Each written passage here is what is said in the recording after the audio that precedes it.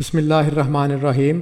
ہماری اس ویڈیو کا موضوع ہے بیوی بچوں کے خرچے کا کیس۔ نکاح پر شرع کے ساتھ ساتھ قانون بھی لاگو ہوتا ہے۔ قانون کے تحت نکاح کے بعد بیوی کے خرچے پورے کرنا خاوند کا فرض ہے اور بچوں کے خرچے پورے کرنا بچوں کے والد کا فرض ہے۔ عام اصول یہ ہے کہ جب تک میاں بیوی کا رشتہ قائم رہے اور میاں کام کرنے کے قابل رہے تو بیوی کی ضروریات زندگی پورا کرنا میاں کا فرض ہے۔ اسی طرح والد اپنے بیٹے کی ضروریات 18 سال کی عمر تک پوری کرنے کا پابند ہے اور اپنی بیٹی کی ضروریات بیٹی کے نکاح تک پوری کرنے کا پابند ہے۔ میاں بیوی کے درمیان خرچے کی وجہ سے جھگڑا ہونا عام سی بات ہے اور صبر و تحمل سے کام لیا جائے تو معاملہ سلجھ بھی جاتا ہے۔ ویسے تو حتی الامکان کوشش کرنی چاہیے کہ میاں بیوی کا تنازع عدالت تک نہ جائے، لیکن اگر میاں اپنی بیوی اور بچوں کے خرچے پورے نہ کرے اور معاملہ مل بیٹھ کر حل نہ ہو سکے تو بیوی خرچہ لینے کے لیے عدالت میں کیس کر سکتی ہے۔ ایسی صورت میں بیوی وکیل سے رابطہ کرتی ہے اور وکیل عدالت میں خرچے کا کیس کر دیتا ہے۔ عدالت خاوند کو بلاتی ہے۔ جب خاوند عدالت میں آتا ہے تو عدالت دونوں کو صلح کرنے کا کہتی ہے۔ اگر صلح ہو جائے تو کیس ختم ہو جاتا ہے، لیکن اگر صلح نہ ہو سکے تو عدالت خاوند کو حکم دیتی ہے کہ کیس کے دوران بچوں کو خرچہ ادا کرتا رہے۔ اسے عبوری خرچہ کہتے ہیں۔ جب تک کیس عدالت میں چلتا رہتا ہے والد بچوں کو خرچہ دیتا رہتا ہے۔ اس کے بعد عدالت بیوی کو حکم دیتی ہے کہ وہ اپنا کیس ثابت کرنے کے لیے عدالت میں گواہی